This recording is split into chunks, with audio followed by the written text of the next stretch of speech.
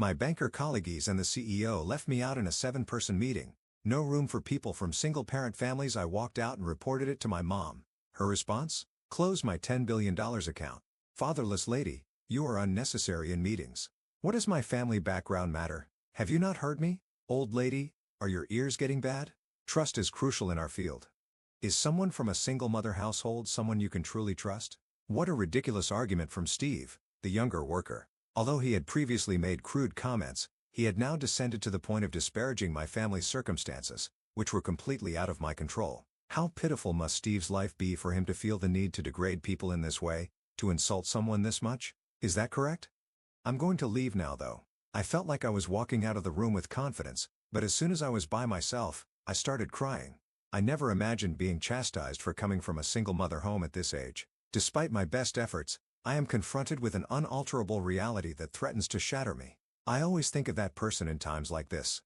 I have a great ally who has added color to my life. Even though my mother and I have lived alone together up until this point, that person's presence is the reason I've been able to overcome so many obstacles. I hurried to my mother's side, believing that I am a 43-year-old bank employee named Jessica Wilson. Emma, my 70-year-old mother, lives with me. I threw myself into my work without any interruptions, and before I knew it, I had grown to this age. I consider the time I spend interacting with customers at the counter to be the most significant aspect of my work. My mother and I have faced many difficulties in our life together. I owe her everything because she raised me by herself starting when I was 10 years old. I can't even begin to picture the hardships she must have faced. I have no doubt that Mom made innumerable sacrifices that I was unaware of. I could never ignore her because of this. The foundation of my existence is my relationship with my mother. In my early recollections, we appeared to have everything we needed and had a luxurious lifestyle. Our house was so huge that guests frequently got lost inside, and it included a detached wing and a sizable garden. We even had employees to take care of whatever requests we made. I used to think that if I wanted something, I could have it. However, my life took a sharp shift at the age of 10, making it seem as though everything had fallen apart. My parents unexpectedly entered my room as I was playing with my dolls. My mother was on the verge of tears while my father's brows were pinched in rage. What's wrong? Jessica, listen carefully. Starting today, we have to leave this house. What do you mean? This house is no longer ours. From now on, we'll be living somewhere else. Questions swirled in my head, but my mother silently began packing my belongings into a bag. It seemed the talk of leaving the house was true. I've packed your clothes. Now, choose which toys you want to bring. Can't I bring them all? That might be tough. Just pick the ones that are most important to you. Having been accustomed to a life of luxury, I couldn't quite imagine what it would mean to move into a small room. Behind my mother, I could see my father moving restlessly, urging us to hurry. I grabbed the doll I was holding and decided to take it with me. It was modeled after a little girl from another country. I slipped the doll's clothes and accessories into the remaining spaces of the bag. Are you ready? Let's go then. And so we left the house. I didn't understand what was happening and kept glancing around nervously. As we walked down the long hallway, I could hear the voices of the house staff coming from one of the rooms. Apparently, my father had found a younger woman he wanted to remarry, so my mother was no longer needed. Their tone was one of irresponsible excitement as though they were enjoying the gossip about our family. My father didn't show any hint of concern. Looking back, he probably didn't want to deal with demands for alimony or any other complications. Being an old-fashioned man, he had likely used his authority as a husband to divorce my mother. My mother, being a strong-willed person, didn't cry or complain. She quietly understood my father's intentions and agreed to the divorce. When we left the house, none of the staff who would normally see us off came out to bid us farewell. There was no car waiting for us either, so the two of us began walking down the road. The shiny leather shoes I wore, adorned with decorations, quickly became scuffed, and my toes started to ache.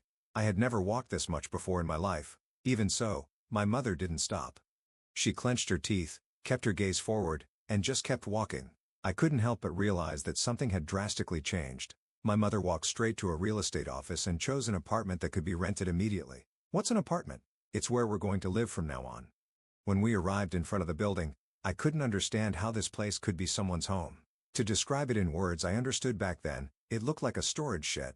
It was old with an overall dull and faded appearance. The pillars and walls seemed ancient, and I couldn't help but worry if it could really keep out the wind and rain. The inside of the apartment was just as bad, dusty, and unwelcoming. At first, I was reluctant to even go inside. Are we really going to live here? I liked our old house better. You'll get used to it soon. It's only for a little while, my mother replied, her face tense. For someone like her, who had lived as a lady of the house with servants in a spacious mansion, moving into such an old apartment must have been a humiliation. She never voiced her dissatisfaction like I did, but I'm sure she wasn't at peace inside. Up until then, my mother hadn't worked, and we had very little savings. The small amount of property my father had given us barely covered the deposit for the apartment and some basic necessities before it ran out. The concept of not having money was a completely new experience for me. Whenever I heard the phrase, "I don't have money," in conversations or on TV before, I always thought it was some kind of joke. Most of the time, it wasn't serious. It was just a casual remark. But now, it was different. When I asked for snacks or toys like I used to, my mother would look sad and say, "Maybe next time." I quickly learned that next time didn't come very often. I also transferred from my private school to a public one. The atmosphere was completely different, and at first, I was confused. But over time, I began to see the advantages. There were other kids who were just as poor as we were, and I no longer felt pressure to spend money just to fit in. Little by little, I came to understand that not having money wasn't something to be ashamed of. It was like growing taller, just a natural part of life. This realization opened up a new perspective for me. Next to our apartment was a single-family house where the landlord lived. The landlord, an older man named Mike, seemed to have a soft spot for kids. He was kind to me and even let me visit his house. Despite owning the apartment, Mike lived modestly and spent his days in a practical, no-frills way. I think his lifestyle was typical of a retired man on a pension. Back then, for me, sitting on the carpet in his house and watching TV was a completely new experience. Mike lived alone, so I could visit any time without feeling like I was bothering anyone. I often went to see him, drawn to his kind personality and easygoing demeanor, and he always welcomed me without ever showing any sign of annoyance. Mike taught me little by little what the world outside was really like. "Jessica, want to come over to my place today?" "Yeah, I'll come. I want to watch a drama." "You're starting to like the same things I do." Watching TV with Mike was so much fun. I think it was the first time I truly enjoyed spending time with someone. And to top it off, Mike often gave me snacks when I visited. They weren't like the fancy treats I used to have, but they had a comforting homemade charm that I grew to love. Mike seemed to love fruit and often bought seasonal fruits from a nearby fruit store. Through him, I became more attuned to the changing seasons and started to pay attention to the world around me. When I think about what might have happened to me if Mike hadn't been there, it's terrifying. Looking back, I realized that before we moved, I was the very definition of a spoiled child. When we first moved into the old apartment, I hated it so much that I even demanded Mike help us find a different place. The fancy dress-up doll I brought from our previous house felt completely out of place in my new life, and I resented it. One day, overwhelmed by frustration, I threw the doll at Mike. But instead of getting angry, he simply picked it up. He brushed it off gently and handed it back to me. "Listen, Jessica. Right now, you might not like this old apartment, but what truly matters is what's inside. No matter where you live, your worth doesn't change one bit. You have something wonderful inside you, something that shines brightly. Take care of it and help it grow." At the time, I didn't fully understand what Mike meant, but he repeated those words to me many times over the years. Eventually, his message sank in, almost like I memorized it, and it became a part of me. Now, I am deeply grateful to Mike. If we hadn't moved next door to him when I was 10, I would have grown up to be an insufferable entitled person. Learning about struggles and the value of hard work allowed me to grow far beyond what I had imagined. The time I spent with Mike has become an irreplaceable treasure to me. Mike himself was the one who shone brightly, guiding me through life like a beacon. For my mother, who had just started a job she wasn't used to, it must have been a relief to know that Mike was there to watch over me and provide emotional support. He was truly a benefactor to our little family. Being forced out of our old house was a shocking experience, but I came to believe that every hardship leads to something good. I was able to trust that wholeheartedly. I decided to pursue a career in banking and applied for scholarships to attend college. Of course, this wasn't an easy decision for our family. I considered graduating high school and working right away, but my desire to learn was too strong to ignore. As soon as I entered college, I knew I had made the right choice. The university was full of discovery, and I became completely absorbed in learning. I attended lectures more eagerly than anyone else and soaked up knowledge like a sponge. Even as a college student, I continued writing my reports at Mike's table. For me, his house felt far more comforting than my own room. "Jessica, glad you came by. I've got some cake someone gave me today. Want to share it?" Mike, now with a few more wrinkles than when we first met, would welcome me with a warm smile. I thought about how once I started earning money at the bank, I would buy Mike a truly special cake, one topped with plenty of fruit. The heater in his room warmed the air, and the kettle on top made a soft whistling sound. Mike always said he didn't need anything more luxurious than this. I often wondered how he would react if I surprised him with something a little fancier. With those thoughts in mind, I threw myself into my studies. But amidst our peaceful lives, something unbelievable happened. Mike suddenly passed away from an unexpected illness. When I heard the news from one of his relatives, I was completely stunned. It felt like the world had turned black and white, as if time itself had stopped moving. The everyday life I thought would last forever ended so abruptly. Mick was no longer in this world. As I began to lose consciousness from the shock, the sound of my mother's sobs beside me pulled me back to reality. After that, the two of us cried until we had no tears left. It seemed we were alone again, just the two of us. It wasn't just sadness, it was an overwhelming sense of loss. The small dream of treating Mick to a fruitcake was now something that could never come true. The comforting place I had known since I was 10 years old was now gone. From that point on, I stopped visiting the house next door and focused on studying alone in our cramped apartment. There was no Mick anymore to tease me when I was stuck on a problem. Whenever I turned on the TV, I'd find reruns of the drama Mick used to love. I couldn't help but feel how strange it was to continue my daily life without him. 2 years passed since those difficult days, and I secured a job offer at a major bank. I wished so badly that I could share the news with Mick. My mother, sensing my feelings, celebrated for both of us with exaggerated enthusiasm. "You did so well. I'm happier now than I've ever been in my life. You've become so accomplished. Mick must be watching over you from up above." "Yes, I think so too. Don't worry, Mom. From now on, I'll make sure you can live comfortably." After making that promise, I devoted myself to my work for the next 20 years. Even for someone like me though, there were people I didn't get along with. Or rather, there was someone who seemed to view me as an enemy. His name was Steve. He was a little younger than me, likely still in his 30s. Steve joined the bank with great fanfare as he was the president's son. For someone who should have had no rivals, Steve apparently found me irritating. The reason? I had earned the trust of the vice president. 10 years ago, I had won an in-house award for excellence in customer service. Now, I was in a position to train junior employees in the same field. While it was a bit embarrassing to me, the vice president had called me a role model for other employees. The vice president valued my skills highly. "Jessica, your customer service gives people a sense of reassurance. It's not uncommon for customers to come to us with anxiety. I'd like you to continue doing work that eases those worries." "Thank you for your kind words. I'll do my best." Earning the trust of senior executives was something I deeply appreciated, but it came with a downside. Steve became even harsher toward me. He openly referred to me as a thorn in his side. Surrounded by a group of followers who benefited from his influence, Steve lived in an environment where he could say whatever he wanted. As soon as Ted left the room, Steve would start his snide remarks. "Sucking up again. That's about all you're good for, old lady. A nothing like you should stay out of my way." "I'm not trying to get in your way.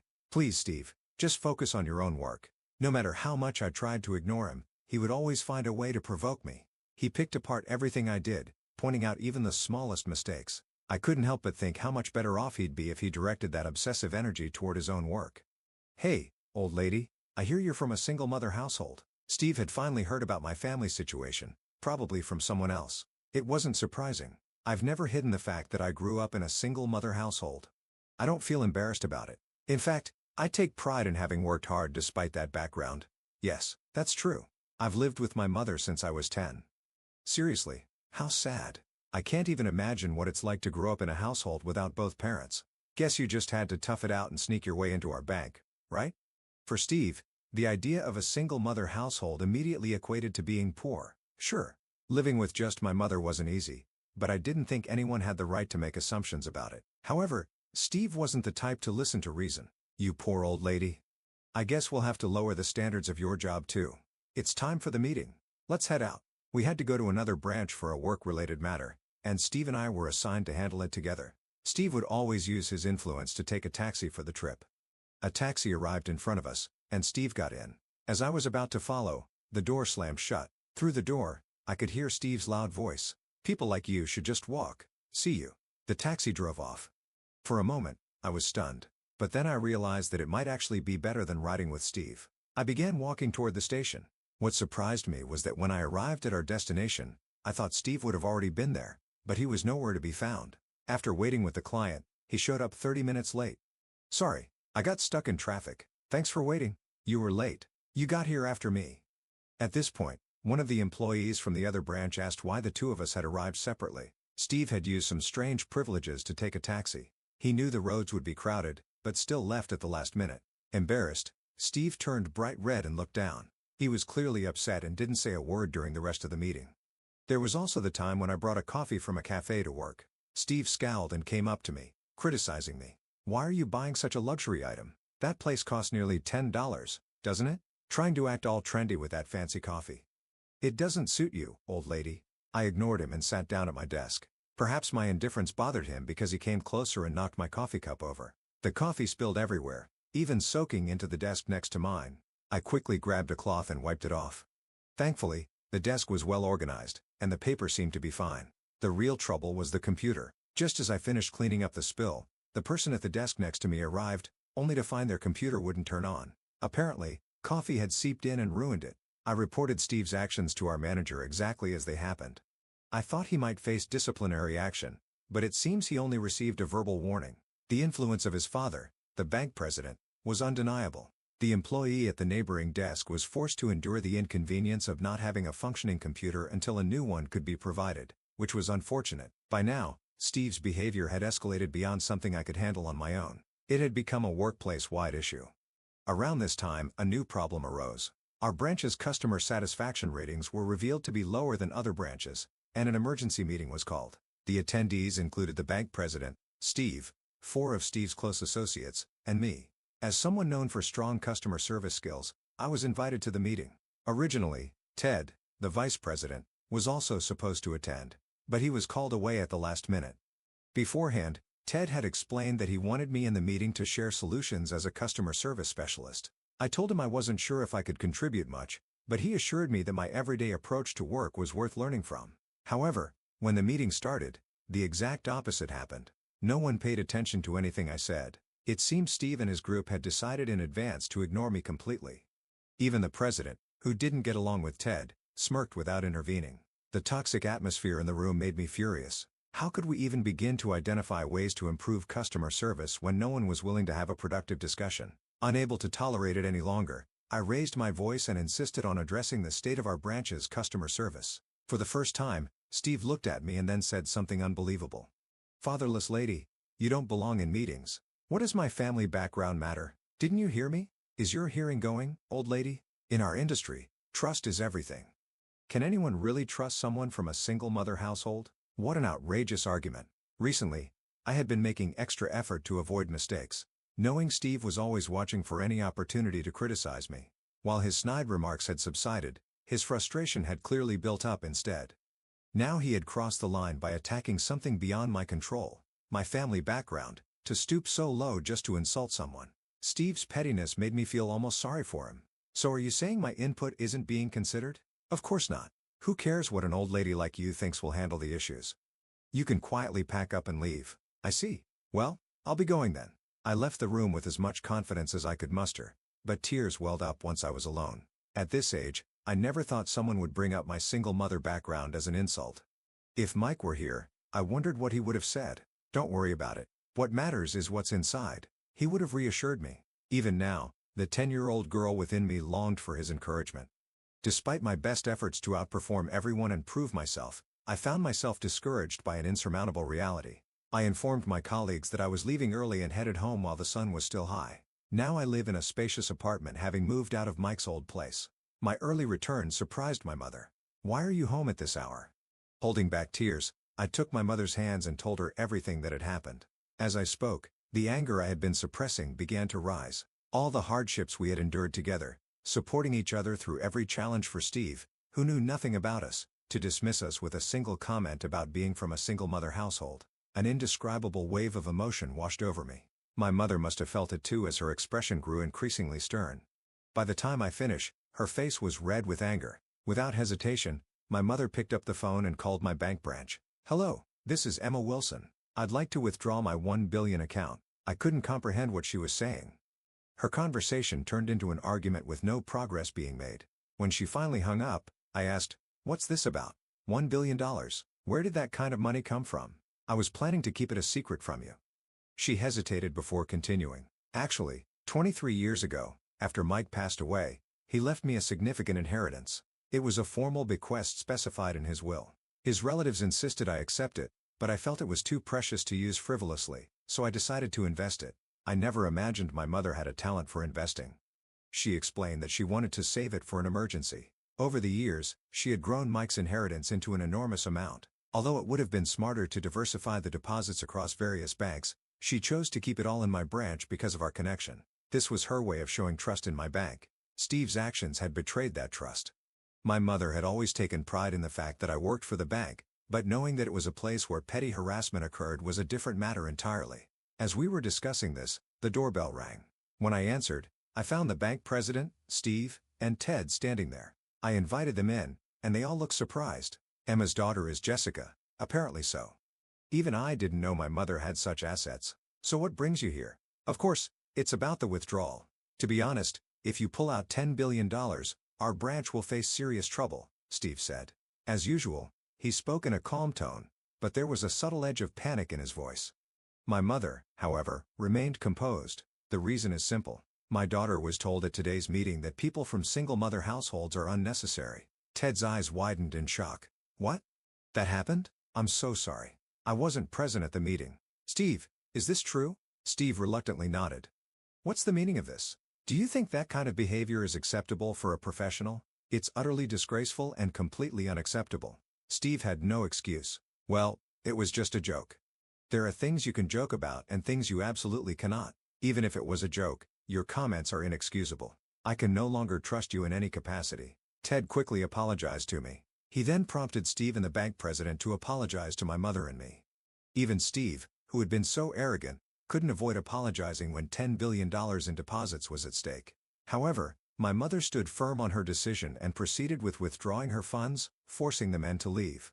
The next day at work, I was informed that another meeting would be held, and this time, Ted would attend. I was also instructed to participate. At the meeting, Ted presented several emails, all complaints directed at Steve.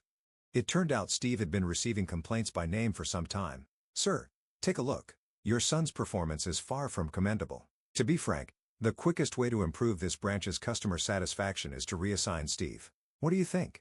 Tension filled the room. Until now, whenever Steve did something wrong, the bank president and his allies had always shielded him. But with $10 billion withdrawn, someone had to take responsibility. As a result, Steve was reassigned to a meaningless idle position. Since then, I've heard nothing about Steve's reputation. It seems he's living a quiet, unremarkable life completely out of the spotlight. But for someone as prideful as Steve, that must be the most unbearable thing of all. Additionally, this spring, the bank president will be replaced, and Ted is set to take over. The staff quietly welcomed the change, relieved that a sensible person would be in charge. My mother took this opportunity to distribute her assets among various banks. She had been considering it for a while. This reduces the risk, and in the end, it turned out for the best, she said with a contented smile. With Steve gone, I can now work without stress. The branch's performance has improved, and I've been offered a promotion to branch manager. Of course, I accepted without hesitation. While I'm nervous about the new responsibilities, I'm more excited to see how far I can go. This spring will be a busy time for me. Today marks Mike's Memorial Day. My mother and I visited the grave and offered flowers. We also placed some of Mike's favorite fruits alongside them. Do you remember? Mike always looked out for us. Whenever he went somewhere, he'd bring us souvenirs. It's rare to find a landlord like that. Indeed.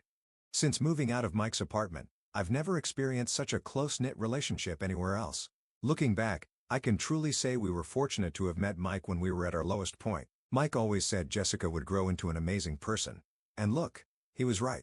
I still have a long way to go. Someday, I want to be able to help others just like Mike did. Oh, you're already a daughter I'm proud of. Hearing such unexpected words surprised me. I glanced at my mother and saw her looking at the gravestone with tears in her eyes. Perhaps in front of Mike, she could express her true feelings. Mike helped us even during our hardest times to hold on to our dignity. It's because of that experience that I can confidently say we are who we are today. Though it's sad we had to part ways during our journey, I will always cherish what he gave us and carry it forward. As I stood there lost in thought, someone approached the grave. It was an older man. When I looked closer, I was stunned. It was Ted. Ted, what brings you here? Jessica, what about you? I explained my connection to Mike. Ted nodded deeply. I see. I have a similar story. When I was a student, I lived in Mike's apartment. Let's see. That must have been about 34 years ago. It turned out that Ted and my family had crossed paths, moving in and out of Mike's apartment back to back. The coincidence thrilled us. We excitedly shared memories of the exact same apartment, its unique quirks like scratches on the beams or the color of the lampshades. When I was a student, Mike took great care of me too. He often gave me seasonal fruits. It was the same for me. Mike was so kind to us. Ted glanced at the fruit we had placed on the grave. In his hands was a similar fruit basket. I've been so busy with work that I haven't been able to visit on his memorial days. But maybe because I'm getting older, this year, I felt I had to come. And now running into you here feels like Mike brought us together. I feel the same way. Meeting you here feels like a special connection. Please tell me more about your memories of Mike. Ted's gentle urging made it feel like we had been lifelong friends. Overcome with emotion, I lost track of time as we shared stories. Despite the cold, Ted truly seemed like someone who had inherited Mike's kindness. Talking to him felt natural, as if I could open up completely. My mother seemed to feel the same. It was as if we had gained another important person in our lives. Though it was still a chilly season, beneath the ground, the signs of spring were stirring. It was a day that reminded us of new beginnings and connections.